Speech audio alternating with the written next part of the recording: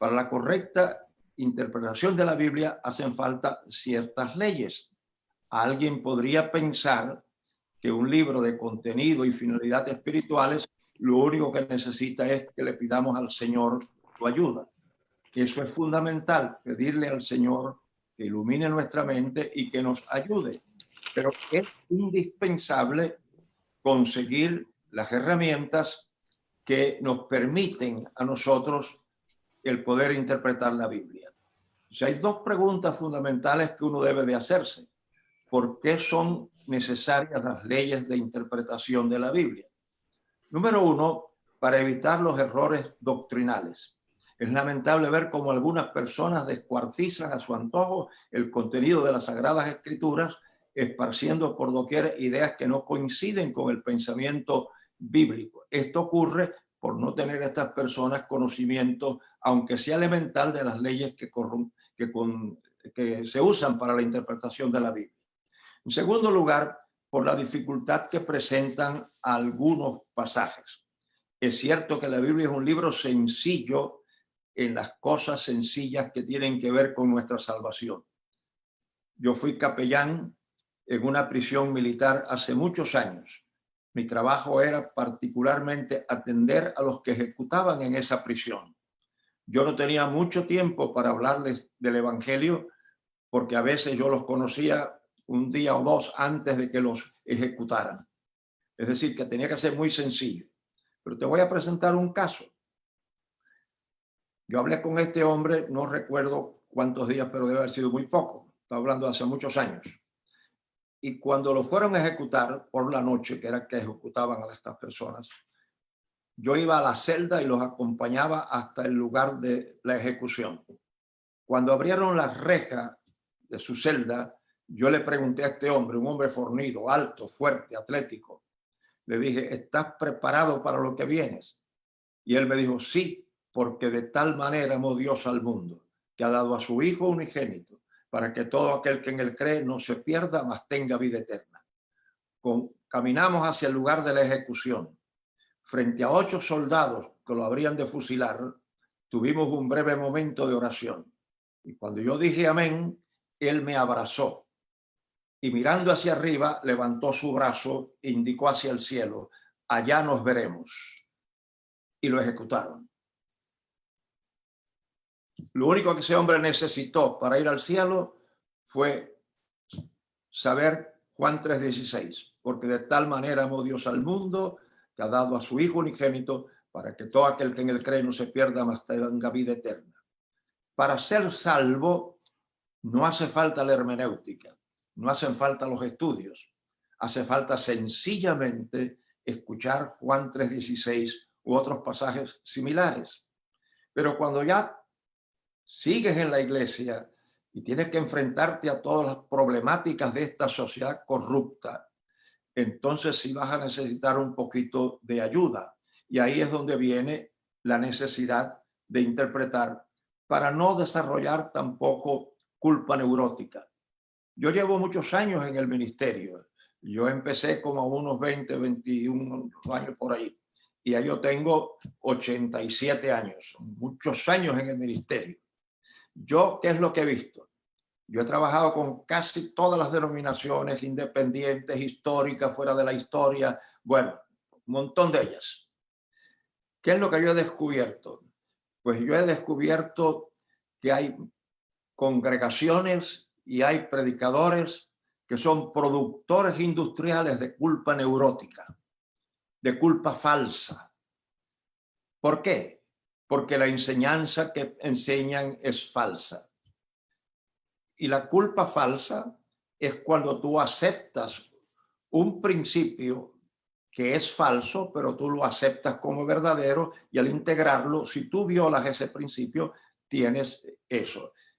Y la culpa neurótica es una de las difíciles, porque el Espíritu Santo trabaja con la culpa real, que es la culpa que produce cuando el Espíritu Santo nos redarguye de pecado. Pero el Espíritu Santo no nos puede redarguir de una culpa falsa. Entonces, hace falta la Biblia, hace falta la interpretación seria de la Biblia porque hay algunos pasajes que pueden producir culpa falsa. Entonces, la dificultad de algunos pasajes requieren eso. La otra razón es por qué contiene el preguntarse por qué contiene la Biblia pasajes difíciles de interpretar. Número uno, por su procedencia. Procede de Dios. Número dos, por las circunstancias que intervinieron en su producción. En los documentos de la Biblia hay una diferencia en el grado de educación de los autores. Cada uno tenía su propia personalidad, cada uno tenía sus propias ideas. Unos tenían mucha educación y otros poca educación. Otra razón, el uso de lenguas extranjeras. La Biblia no fue escrita en nuestro idioma. Otra diferencia en el sentido de una misma palabra. Aún entre los pueblos que hablan el mismo idioma, no todas las palabras tienen el mismo significado. Transformación del idioma a través de los años ha ido transformando. Algunos documentos fueron escritos a nacionalidades con diferentes puntos de vista, situaciones políticas distintas, producida a la sombra de diferentes centros del mundo antiguo, con todas las diferencias que eso conlleva. Lo inmenso del periodo histórico que tomó para la Biblia producirse, la evolución social, moral, intelectual, cultural que se produce en la producción de la Biblia. Y la Biblia presenta también una moral en evolución, cosas que nosotros vemos en el Antiguo Testamento como comunes, inclusive de profetas practicadas, están prohibidas en el Nuevo Testamento.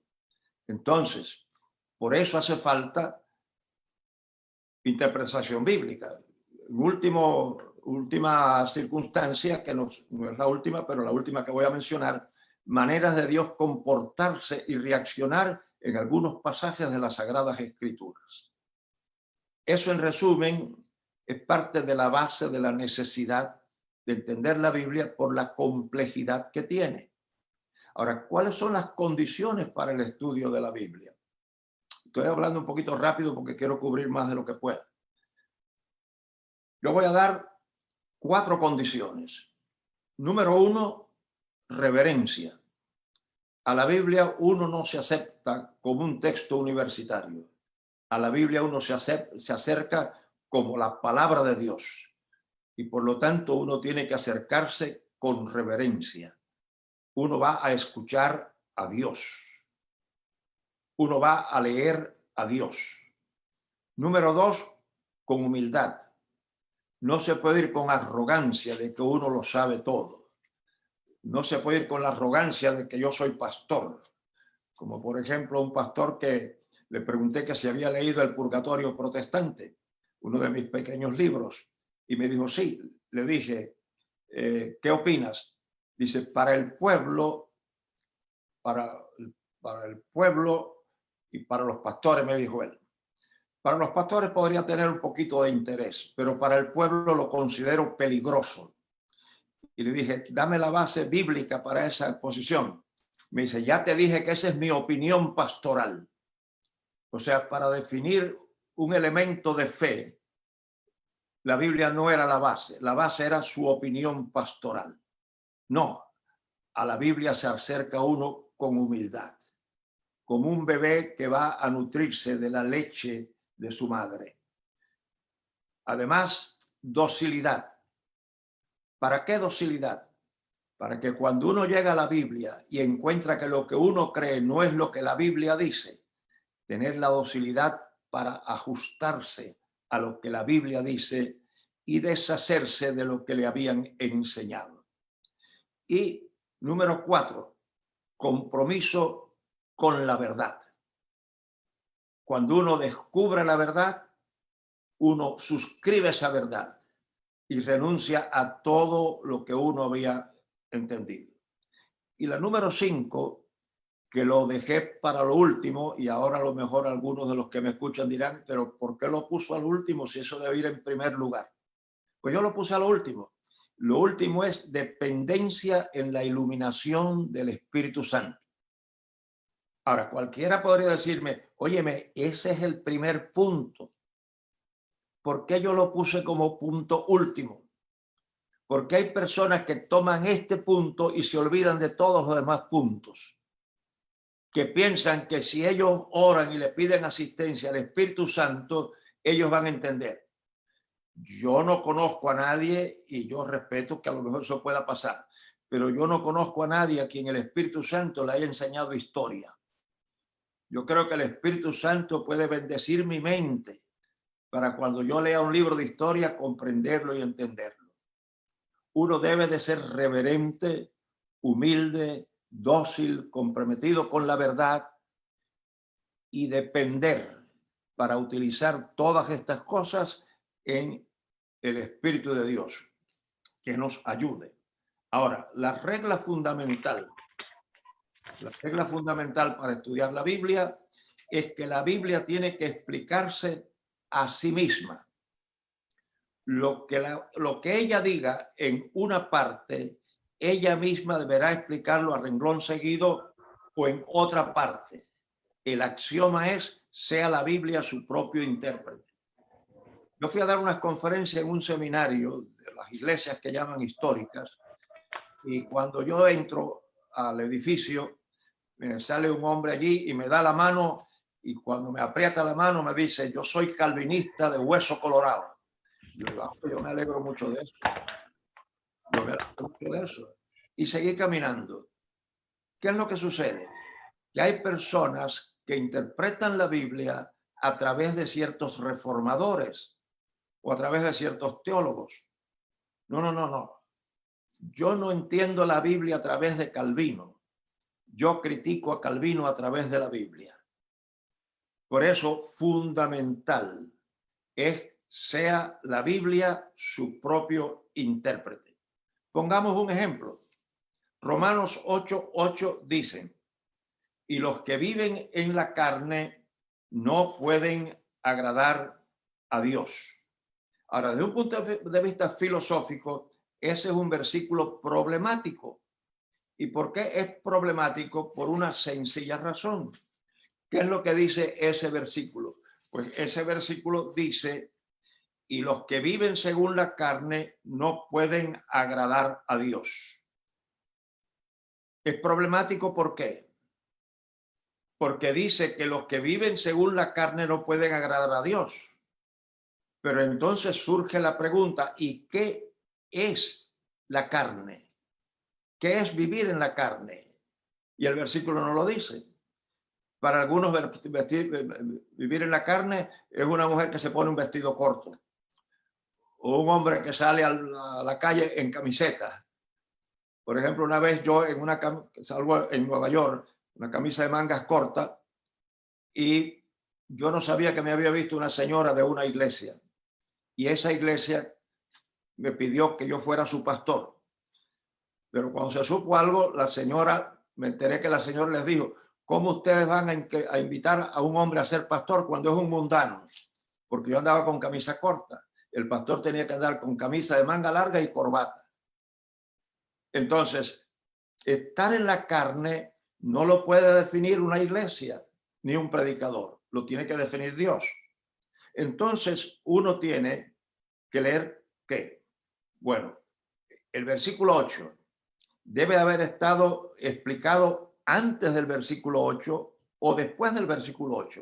Entonces lo que uno tiene que hacer es empezar desde arriba y olvidarse de los capítulos, porque los capítulos a veces fracturan la idea, rompen la idea. Entonces uno tiene que ir hacia atrás hasta donde uno vea que empieza. Si no lo consigue ahí, en ese capítulo, empezar a leer desde el principio de esa epístola. Y si no lo consigue, leer todos los documentos que escribió el mismo autor. Y si no lo consigue, empezar en el primer versículo del Nuevo Testamento hasta el final. Y si no lo consigue, empezar en el primer versículo del Génesis. Antes de terminar la Biblia, va a encontrarlo. Ahora, como no tengo tiempo para que hagamos todo eso, yo se lo voy a facilitar y le voy a dar el maíz molido. Ustedes saltan de Romanos 8:8 a Gálatas 5:19 y dice, y manifiestas son las obras de la carne, que son adulterio, fornicación, y a ver si consigo aquí la otra paginita que ya se me voló. Vamos a ver, 4, 5, no. Bueno, Ustedes pueden seguirlo consiguiéndolo en otro libro, porque ahora vamos a ver si lo tengo aquí. Probablemente sí. Vamos a ver un momentito. Es que no tengo aquí mi escritorio. Bueno, un momentito nada más.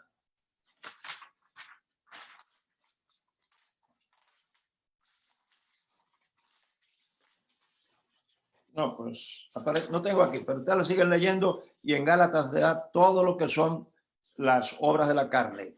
Y al terminar en Gálatas, al terminar ese pasaje, esa lista, dice, y cosas semejantes a estas.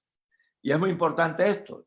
¿Por qué? Porque fíjense ustedes, dame un segundito, aquí yo lo tengo, pero es importante que lo lea. Aquí está. Te esperamos. No, ya aquí está. Fíjate, y manifiestas son las obras de la carne, que son adulterio, fornicación, inmundicia, lascivia, idolatría, hechicerías, enemistades, pleitos, celos, iras, contiendas, disensiones, herejías, envidias, homicidios, borracheras, orgías y cosas semejantes a estas. Ahora, yo te voy a leer este pasaje en dos formas. Te voy a leer este pasaje desde un punto de vista bíblico y te lo voy a leer desde un punto de vista de la cultura de las iglesias o de algunas iglesias. Observa, a ver si ustedes pueden distinguir la diferencia. Y manifiestas son las obras de la carne, que son adulterio, fornicación, inmundicia, lascivia, idolatría, hechicerías, enemistades, pleitos, celos, iras, contiendas, disensiones, herejías, envidias, homicidios, borracheras, orgías y cosas semejantes a estas, acerca de las cuales os amonesto, ya os lo he dicho antes, que los que practican tales cosas no heredarán el reino de Dios. Génesis. Ahora, Entré, pero me fue la imagen. Mira. alguien está gritando. Ahora, la otra lectura. Y manifiestas son las obras de la carne, que son adulterio, fornicación, inmundicia, lascivia, idolatría, hechicerías, enemistades, pleitos, celos, iras, contiendas, disensiones, herejías, envidias, homicidios, borracheras y orgías y cosas semejantes a estas. ¿Se dan cuenta de la diferencia? Mucha de la gente cristiana saca de este pasaje las iras, las contiendas, las disensiones, las envidias. Y eso dice, no, eso es que es su carácter. No. Disensión, contienda, envidias y pleitos tiene la misma fuerza que borracheras, que idolatría y que hechicerías. Pero sin embargo, la gente afloja esta cosa y por eso hay tantas enemistades. Hay gente que se va de la iglesia sencillamente porque no se puede encontrar con la misma persona todos los domingos.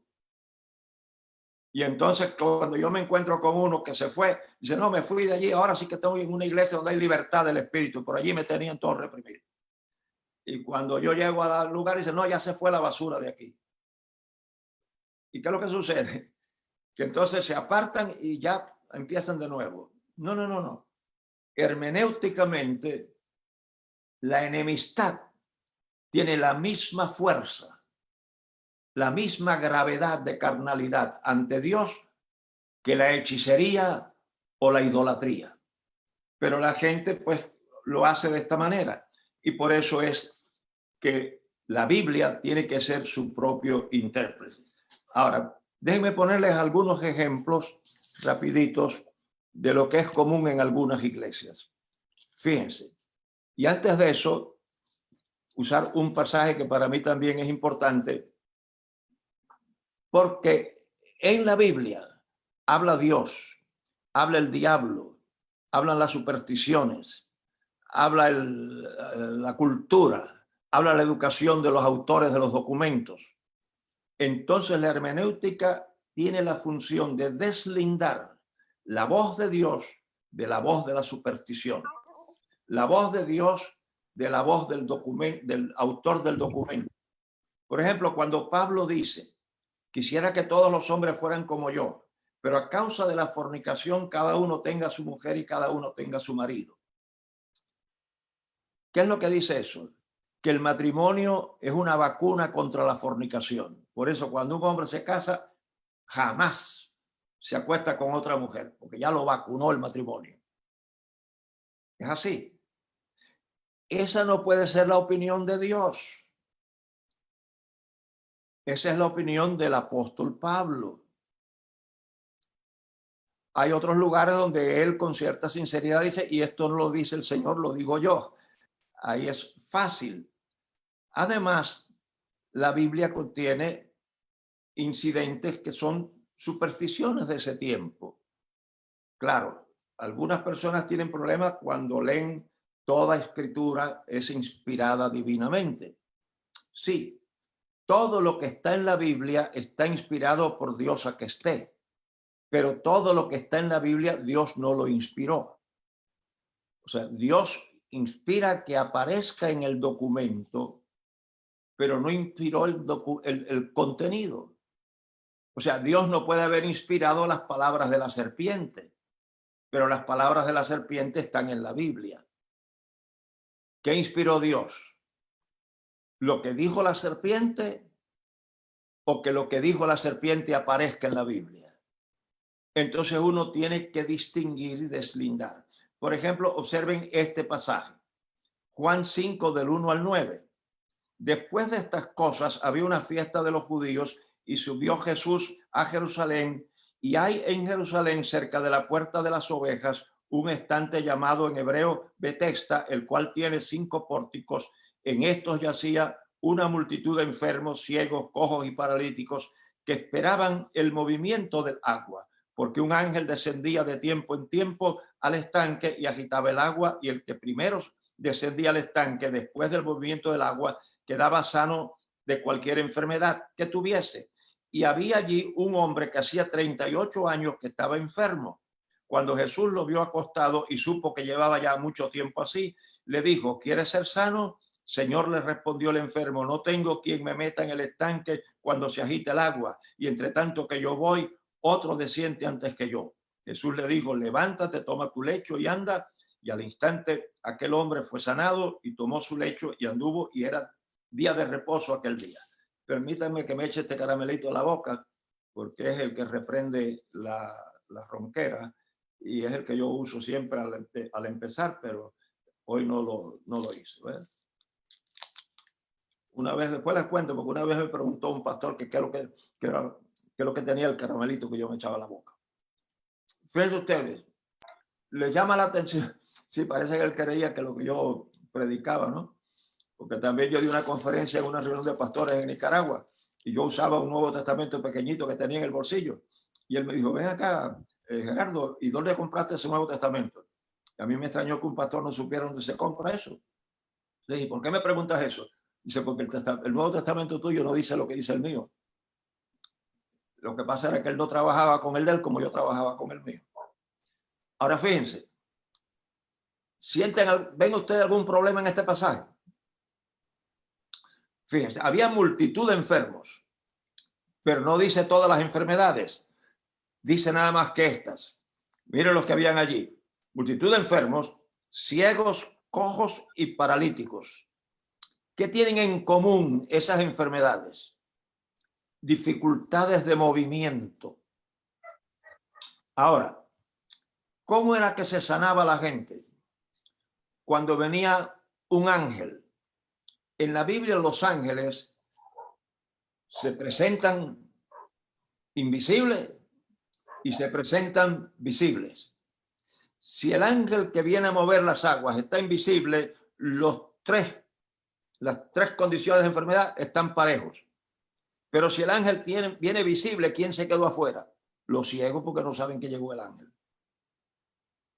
Ahora, cuando el ángel llegaba, ¿qué hacía? Movía las aguas. ¿Qué otro fenómeno podía mover las aguas? El viento. Como el ángel puede ser invisible, no se sabe. No saben si fue el viento o fue las aguas.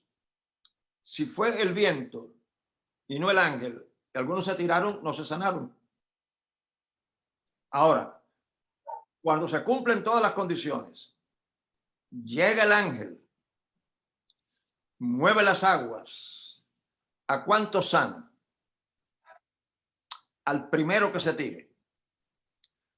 ¿Pueden ustedes imaginar a un Dios de amor hacer una competencia de velocidad entre ciegos, cojos y paralíticos? En sus marcas. Tírense, ¿por qué este no había sido sanado? Por 38 años se arrastraba, pero siempre uno se tiraba primero que él. ¿Será eso un método de sanidad divina de Dios? Yo respeto todas las opiniones. En mi opinión, a mí no me parece que eso era así. Me parece que es una superstición del siglo I.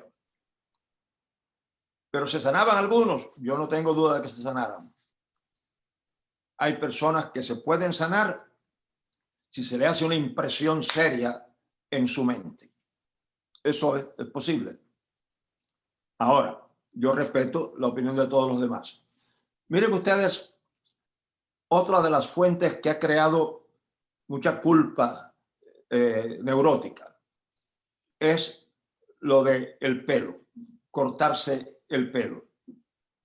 Y la Biblia dice, Pablo les dice que la mujer, la misma naturaleza no te enseña que la mujer no se debe de cortar el cabello. Ahora, ustedes pueden buscar luego el pasajito un poquito largo. ¿Qué es lo que dice Pablo? Que la mujer no se puede cortar el cabello. Ahora, hay iglesias que prohíben que la mujer se corte el pelo. Yo estuve en una iglesia donde una jovencita me dijo que si ella se cortaba la punta del cabello, ella perdía su salvación. Ahora, ¿qué es lo que sucede? Uno tiene que entender, cuando lee la Biblia, tiene que entender tres cosmovisiones. ¿Cuál es la cosmovisión del autor del documento? ¿Cuál es la cosmovisión del destinatario? Por ejemplo, a veces Pablo dice cosas que él dice que no se hacen y son cosas que sí los judíos hacían. Y él era judío. Pero cuando él está escribiendo al mundo griego, él no usa su cultura. Él usa la cultura del mundo griego. ¿Qué sucede entonces? Que uno tiene que entender cuál es la cultura del autor del documento, cuál es la cultura del destinatario del documento y cuál es la cultura del que lee el documento. Por ejemplo, cuando Pablo dice que la mujer no se corte el cabello, está escribiéndole al mundo griego. Y para esta gente, el cabello de una mujer era el símbolo social de la sujeción a su esposo. Cuando esa mujer se cortaba el cabello, era un desacato a esa sujeción. Pero ¿qué sucede? Que para un cubano eso no tendría sentido. Para un cubano la mujer puede tener el pelo largo o puede estar coco pelado y no tiene nada que ver con la relación de su esposo. Para un cubano lo que dice es la misma naturaleza no te enseña que el hombre lleva los pantalones. Pero para los ticos eso no tiene sentido. Porque para los costarricenses la misma naturaleza no te enseña que la mujer no le canta la gallina al marido. Pero para los puertorriqueños la misma naturaleza no te enseña que la mujer no siente en el baúl a su marido. Y para los peruanos la misma naturaleza no te enseña que la mujer no le pone el saco largo al marido. ¿Le interesan a Dios esas cosas? Ninguna. Le interesa la relación entre la mujer y eso. ¿Cuántas mujeres hay, las pobres, con un pelo larguísimo, no se atreven a cortárselo? Porque si se lo cortan pierden la salvación. Eso es culpa neurótica. Ahora miren, con las joyas. Las joyas es otra cosa. Hay iglesias donde están prohibidas las joyas y hay iglesias donde las mujeres están cargadas de joyas. ¿Por qué? Porque unas usan el pasaje de Isaías y otras usan el pasaje de Ezequiel. En el pasaje de Ezequiel, Dios coge a una mujer como símbolo y le pone joyas en todo el cuerpo. Pero en el pasaje de Isaías, cogen a la mujer y le quitan todas las joyas. ¿Qué es lo que sucede? El pueblo judío era un pueblo concreto. La cultura judía era una cultura concreta, a diferencia de la cultura griega, que era una cultura de abstracción. Por eso, amor en el mundo judío no es lo mismo que amor en el mundo griego. El amor platónico. ¿Me amas? Sí, te amo. Cuando yo pienso en ti, te veo flotar entre las nubes y veo ángeles que a tu alrededor se mueven. Pero los judíos no. Por eso en la película, el violinista sobre el terrado de dos ancianitos judíos, el viejito le pregunta a su viejita, ¿me amas? Y como ella era judía, ¿qué le contestó? Te he criado los hijos, te lavo las ropas, te cocino, te limpio la casa y me preguntas que si te amo. Porque en el mundo judío es una cultura concreta. Por eso la Biblia dice que de tal manera amó Dios al mundo que dio, no que contempló, sino que dio. Entonces, ¿qué es lo que esto sucede? Que en el capítulo de Ezequiel, Dios usa las joyas como símbolo de la salvación. Y en el capítulo de Isaías, Dios quita las joyas como la expresión del juicio que viene sobre el que está en pecado. O sea, entonces, el que coge un capítulo las prohíbe y el que coge el otro capítulo las permite. No, no, no, no, no. Hay que entender cuál es el papel que juega la cultura aquí. Y con el divorcio, para terminar, y si hay alguna pregunta o corregir las cosas malas que yo he hecho, o que he dicho. Sí, hay preguntas. La del divorcio. Preguntas. Ahora, enseguida yo acabo. El divorcio. Ustedes no saben cuántos, y ya concluyo, cuánto sufrimiento ha producido una pequeña palabrita. Fornicación. Cuando a Cristo le preguntan que si puede divorciar de su esposa, él dijo, no, a menos que sea por causa de fornicación. Cuando uno encuentra un diálogo en la Biblia, uno tiene que preguntarse cuál es la cultura de los que están participando. El que hace la pregunta es judío, el que contesta la pregunta es judío. Entonces, fornicación hay que entenderlo en términos judíos. ¿Qué es lo que dice entonces el Señor? A menos que sea por causa de fornicación. En el mundo judío tenía por lo menos dos acepciones la palabra fornicación. Una era sexual y otra era fidelidad. Por eso es que dice la Biblia que Israel fornicó con dioses ajenos. ¿Se puede imaginar a una nación teniendo relaciones sexuales con un ídolo? Claro que no. Israel fue infiel a Dios. Cuando un hombre contrae matrimonio, dice, y renunciando a todas las demás, ese es el voto sexual. Prometo amarte, cuidarte, respetarte hasta que la muerte me separe. Cuando un hombre usa violencia física o violencia emocional, tú eres una estúpida, eres bruta, tú eres un ignorante, te lo he explicado 10 veces y no entiendes. O usa fuerza física, golpea a su esposa. A los ojos de Dios, según lo que Cristo respondió, ese hombre está fornicando y la mujer puede divorciarse de él. Pero ¿qué es lo que pasa? Que si la mujer va con un golpe en la cara a ver a su pastor que no tiene mucha preparación hermenéutica, hermana, ¿qué le pasó? Mi marido, que cuando él se enoja, él me golpea. Pero él anda por ahí fornicando. No, pastor. Si usted sabe que él es el diácono y cuando él habla de la fornicación, él amarra el diablo y a todos los demonios. Dice, pues hermana, la palabra dice fornicación y él no ha fornicado, así que tiene que ir soportando, tiene que seguir soportando. Y termino con un ejemplo. Explico yo eso en un lugar, en una iglesia, después que se acabó el culto, me hicieron preguntas y miren lo que un hombre me dijo cuando yo expliqué eso. Dice que él era maestro de la Biblia, enseñaba la Biblia y predicaba. Y me dice, pues mire, yo no estoy de acuerdo con lo que usted dice, porque yo tengo unos amigos que ese hombre ha maltratado a su mujer por 40 años, pero el otro día se entregó al Señor. Si ella se hubiera divorciado de él, esa alma se habría perdido. Yo le dije, óyeme, yo no he leído en la Biblia que un método de evangelización sea aguantar golpe a la mujer. Ignorancia. Por eso es que yo creo la necesidad que esto tiene. Lamento que tuve que hablar apurado y rápido y corriendo, pero cualquier día que nos reunamos en Guate, pues lo hacemos con calma y con descanso. Entonces, a la guerra. Bueno, muchas gracias, Gerardo. Tenemos varias preguntas que han hecho, algunos hermanos han estado escribiendo durante, estabas tú exponiendo. Por ejemplo, Francisco Casia pregunta acerca de, tú mencionabas algo de pasajes oscuros y él pregunta acerca de, ¿son oscuros por definición o son oscuros para mí? Que estoy, sí, tratando de parafrasear la pregunta, que voy empezando o todavía no he llegado al otro pasaje donde está la solución, algo así. ¿Qué piensas? Sí, depende. Para algunas personas hay pasajes que son oscuros y para otras personas no. Pero yo digo, cuando la persona tiene un pasaje, ahí es donde tiene que buscar las herramientas. Cuando el pasaje no tiene sentido. Porque hay pasajes, por ejemplo, cuando dice en la Biblia, el que toma esto, toma mi sangre. Los judíos tuvieron problemas con eso, los que escucharon aquello.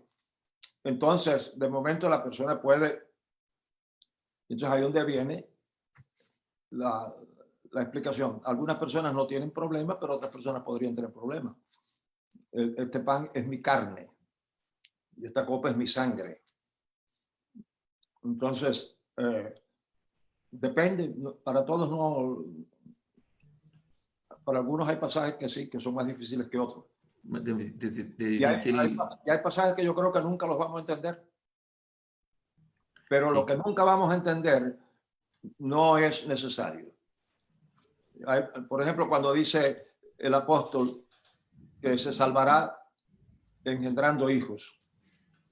Entonces la estéril se fastidió. Sí, o la que nunca se contrajo matrimonio. Sí, hay una pregunta de Arturo Chacón. Yo voy a pedirle que si puede abrir su micrófono y hacerla directamente, Arturo. Sí, muchas gracias, pastor. Mi duda es ¿cuál es la disparidad exegética que se da en Mateo 16, 18? Si puede leernos el pasaje. A ver, de Mateo 16, 18, tú eres Pedro y sobre esta piedra edificaré mi iglesia. ¿Hay una disparidad exegética? Sí, ahí es muy fácil porque ahí lo que hace falta es ir al manuscrito y ver cuáles son las palabras. Entonces, en el manuscrito son dos palabras completamente, dice, tú eres piedra y sobre esta roca.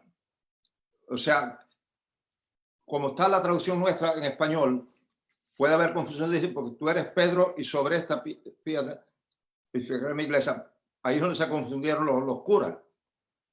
Pero no. Es como yo decir, si yo digo, esto es un plato y en esta olla echaré la sopa, ahí ya no hay confusión. Pero cuando no se sabe lo que significan las palabras en el manuscrito, ahí es donde hay el problema, donde la gente se puede confundir. Pero cuando van a las palabras del manuscrito, descubren que no puede referirse a Pedro, porque cuando él dice dónde edificará la iglesia, no es en una piedra, sino en una roca. ¿Es claro lo que digo? Gracias, doctor. Gracias, muy amable. Sí. Entonces, ahí es donde se aclara que no puede haber confusión cuando se usan las palabras que están en el manuscrito. Claro, de ahí el valor de lo que tú mencionabas, Gerardo, de comprender el tema de que la Biblia tiene una distancia cultural, una barrera del idioma, Eso. el tema del mejor esfuerzo que se han hecho por las traducciones y ese tipo de cosas. Por eso yo recomiendo una buena biblioteca. Y la otra cosa que yo recomiendo es tener personas a las que uno puede consultar. Por ejemplo, hace algún tiempo atrás, yo quise preparar una conferencia porque las películas estas de la pasión, a mí me prueban la paciencia, porque la concentran toda en los azotes y en los clavos de la cruz. Y ese no es el sufrimiento grande. Entonces, por eso yo preparé una conferencia que titulé "Fue extraordinario el dolor físico de Cristo en la cruz". ¿Y qué fue lo que yo hice?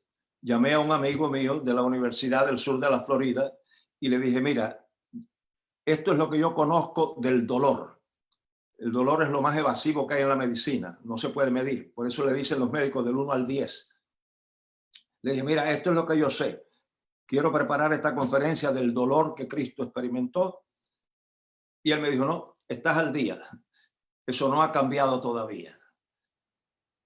Entonces, uno debe de tener personas expertas.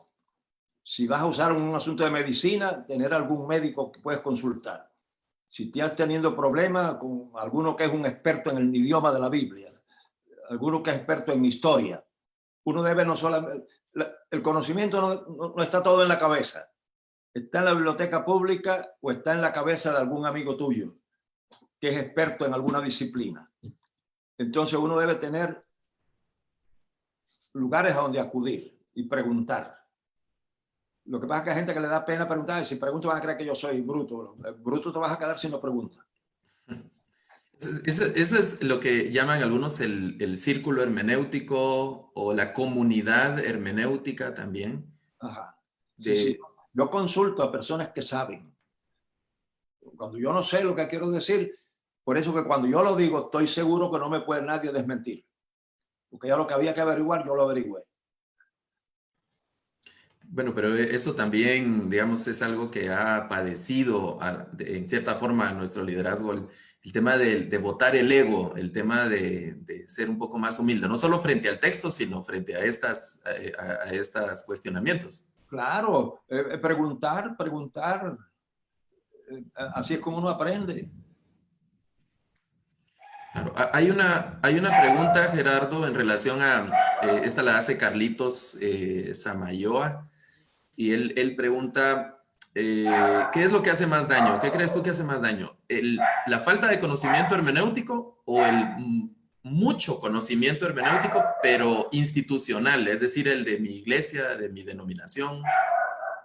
Fíjate, el conocimiento, el peligro que tiene es que tiene la capacidad para envanecer a la persona. Pero el verdadero conocimiento es la confesión de que no sé nada.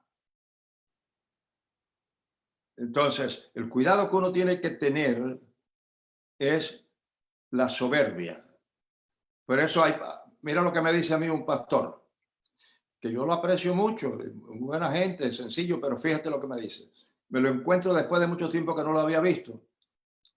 Y le digo, ¿y qué tal? ¿Cómo estás? Y dice, no, muy bien. Entonces me dijo que había terminado la universidad. Me dice, pero ahora estoy esperando porque ahora me tienen que ofrecer algo bien, porque ahora yo tengo universidad. ¿Ves? Ahí es donde está el problema. No. Uno tiene que lo que uno aprende y lo que uno sabe, utilizarlo para la gloria del Señor. Y no permitir que la soberbia, porque en el momento en que hay soberbia, Dios nos deja caminar solos. Entonces, el conocimiento es una herramienta para servir mejor a Dios. Y uno siempre tiene que tener cuidado. Y ese es uno de... Mira, si algún día nos reunimos otra vez, podríamos comentar el deterioro que hay hoy en la iglesia como institución. Por ejemplo, yo le he pedido ya a las amistades mías que no me llamen pastor. Que no me llamen pastor. ¿Por qué? Porque pastor hoy es una especie de aristócrata, de personaje intocable. Y cuando tú bajas a la estratificación laboral del siglo I, la ocupación más baja era la de pastor, y esa fue la que Dios escogió para nosotros. Hoy, a mí me dijo un hermano que yo lo aprecio mucho, un hombre educado, y me dijo así con una voz de mucha satisfacción, yo tengo el número del celular del pastor. O sea, era un privilegio tener el número del pastor. Entonces, Y yo lo único que no he hecho como pastor es dar a luz por las mujeres de la iglesia. Yo he cocinado, yo he atendido niños, porque pastor es servir. Déjame ponerte un ejemplo más todavía. Tengo un amigo que estaba en una reunión de pastores y había ahí un evangelista de los famosos, esos que hay hoy. Y él me dice, mira, de Ávila, él es puertorriqueño, me dice, de Ávila, yo por cortesía lo quise saludar y cuando me fui a acercar, los guardaespaldas me lo impidieron y me dijeron, no te acerques porque cuando él está bajo la unción, si tú lo tocas, puedes morir. Y mi amigo, que es boricua, dijo, a rayo, a Cristo lo tocaban y sanaba, a este lo tocan y mata. ¿Te ves la ridiculez? Se ha deteriorado mucho hoy. Y entonces la arrogancia del conocimiento, la arrogancia de la posición, del tamaño de la congregación, la simplicidad se ha perdido.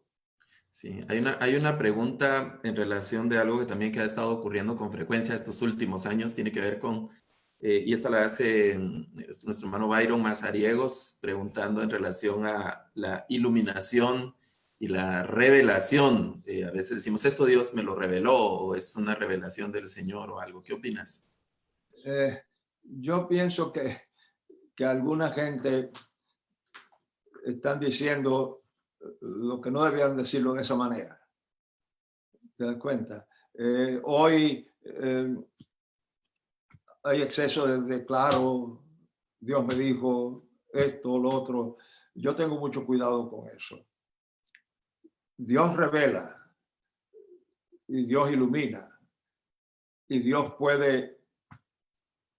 uno puede tener experiencias en las que uno, aunque no oyó la voz de Dios, la impresión de su mente fue que Dios le habló.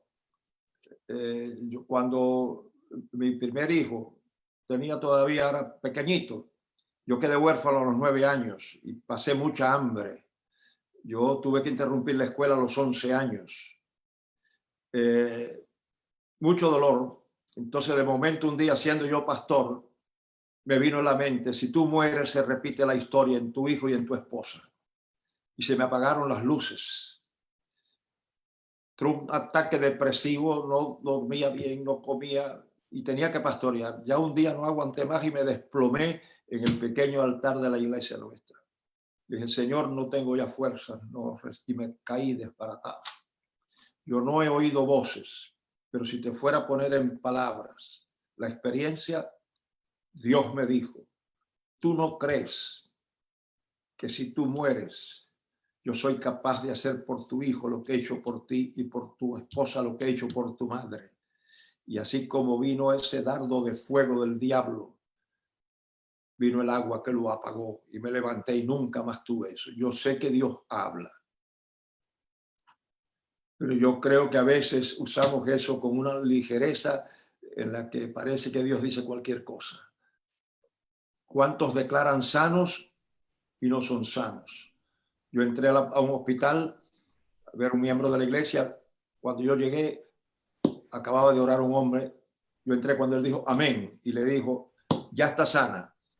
Que el médico lo que tiene que venir y certificarlo. Lo que hicieron fue cambiarla de hospital para un hospital de mayores recursos y la mujer murió. Cuando Dios declara sano, la persona no muere.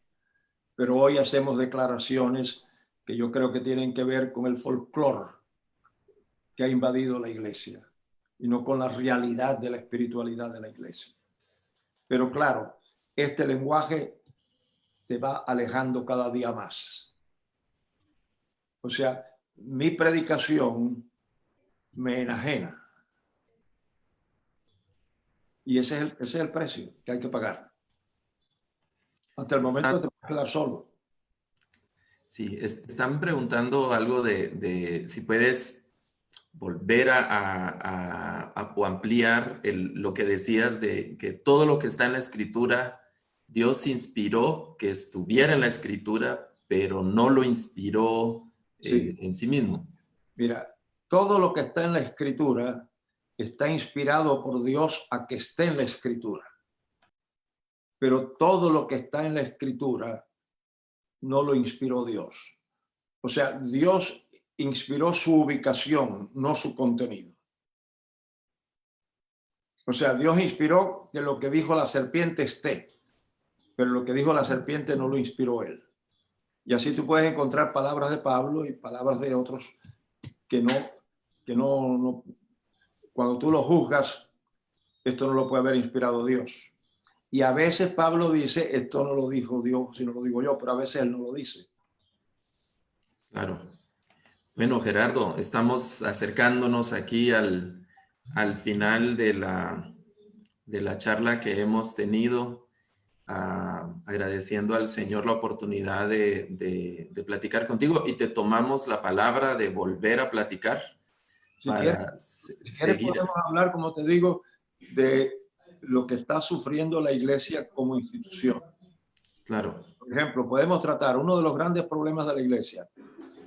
La institución, la denominación, el concilio, como le llamen, no tiene el derecho a ordenar pastores.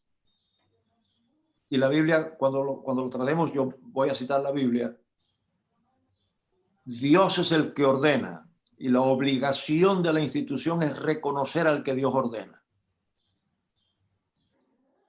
La institución es para facilitar la obra de Dios, no para interrumpirla. Y hoy la denominación son obstáculos para la labor de muchos pastores. Y según la Biblia, la institución no es la iglesia. La institución es una herramienta al servicio de la iglesia. Y las denominaciones lo que han hecho es parcelar la iglesia. Y hay una sola iglesia. Por eso yo trabajo con todas. Tú me ves en una iglesia bautista y tú crees que yo fundé la convención bautista. Le doy mi vida, le doy mi corazón, le doy mi tiempo, le doy todo lo que ellos quieran. Me voy para una metodista igual. ¿Por qué? Porque para mí la iglesia es el pueblo de Dios. ¿Te das cuenta? Pero las instituciones, por ejemplo, a veces hay mucho dinero en una institución, pero poca visión. Y en otra hay mucha visión, pero poco dinero. Yo pienso que a Dios eso no le preocupa porque Él dice, como las dos cuentas son mías, porque en esta iglesia dijeron, vamos a recoger la ofrenda y los diezmos del Señor, y en esta dijeron lo mismo. Entonces el Señor dice, los recogieron para mí. Entonces Él cree como tú en el banco, si tienes dos cuentas, tú puedes pasar de una a otra. No, los diezmos son para el Señor cuando los recogen, pero cuando Dios los quiere mandar de esta iglesia A esta iglesia B, dice, no, ellos no son de nosotros. Y se le pudre el dinero en el banco cuando Dios lo necesita en esta iglesia. Bueno, y eso suena más cruel en estas circunstancias, ¿no? Que hay tanta necesidad. Es lo que te digo. Es lo que te digo. Es lo que te digo. Hemos parcelado esto. Por ejemplo, un caso que a mí me gusta usar. Una iglesia, un pastor autodidacta, pero que se preocupó y el tipo maneja las escrituras y maneja todas las disciplinas, pero no tiene títulos. Ya terminó en esta iglesia, ahora en esta otra iglesia se fue el pastor, pues ya se jubiló y lo quieren invitar a él, porque lo conocen. Y vamos a orar, y oraron, y están de acuerdo, pero entonces cuando esta iglesia consulta a las oficinas centrales, le dicen, él no puede porque él no tiene 4 años de universidad y 3 de seminario. Y entonces Dios se entera de que a un hombre causado efectivamente por 20 años no está calificado para ser pastor. Es parte de la institución. Y es interesante, ¿no? Y en estas circunstancias que estamos viviendo, muchas de esas estructuras institucionales están siendo desafiadas, ¿no? Porque este tiempo de alguna forma ha hecho temblar y repensar este tipo de procedimientos que hemos utilizado. Hay muchos hermanos, Gerardo, que están viendo y siguiendo esta charla, y algunos son de ya un largo recorrido ministerial y otros están iniciando. Y yo quisiera que a estos hermanos que están iniciando en el ministerio, que están iniciando en el estudio serio de la palabra del Señor, ¿cuáles serían tus principales recomendaciones? Pues fíjate, número 1, tener la certidumbre de que Dios los ha llamado.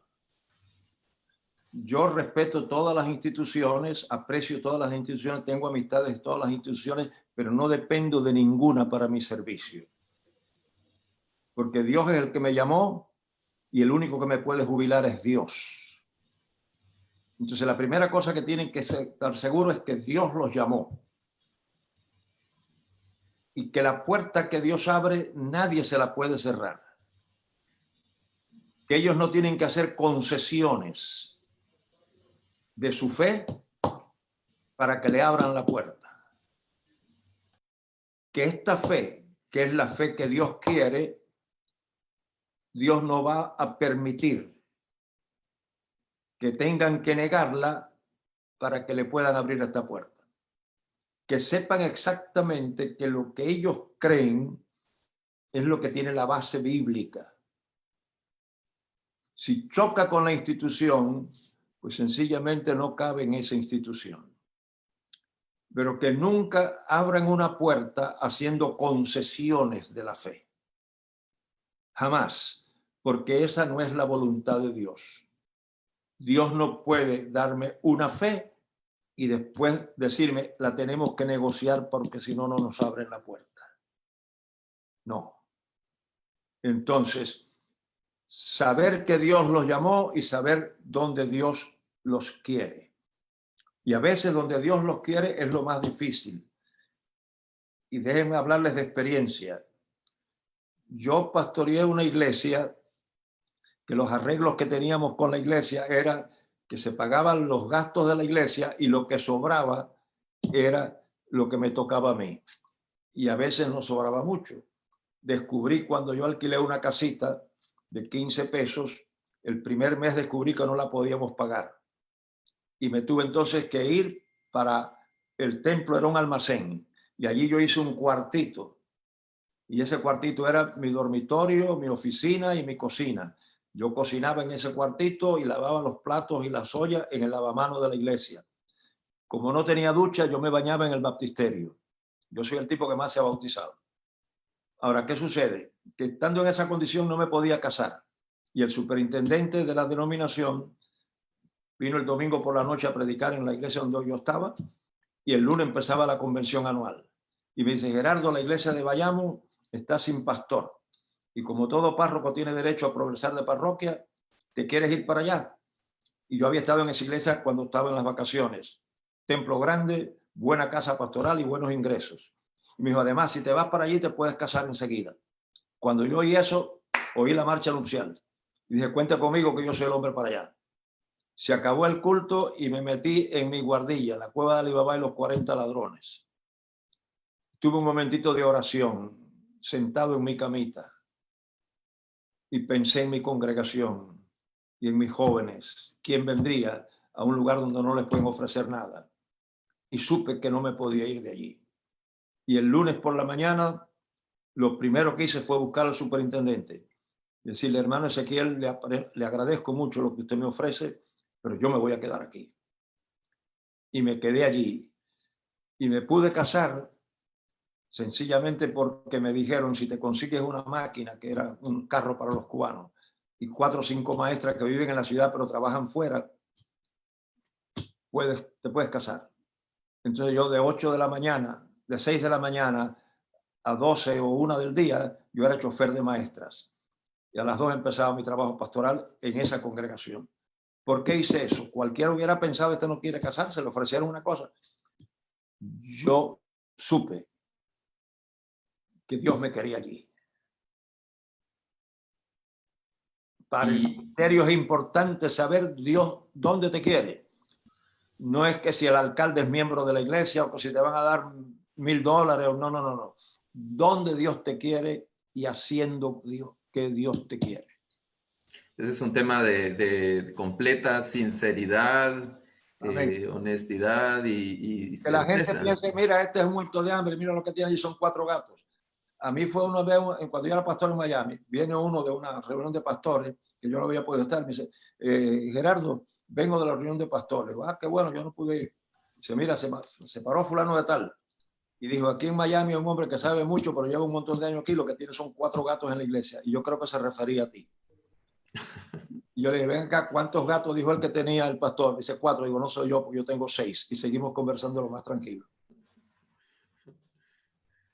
Bueno, es sumamente interesante, Gerardo.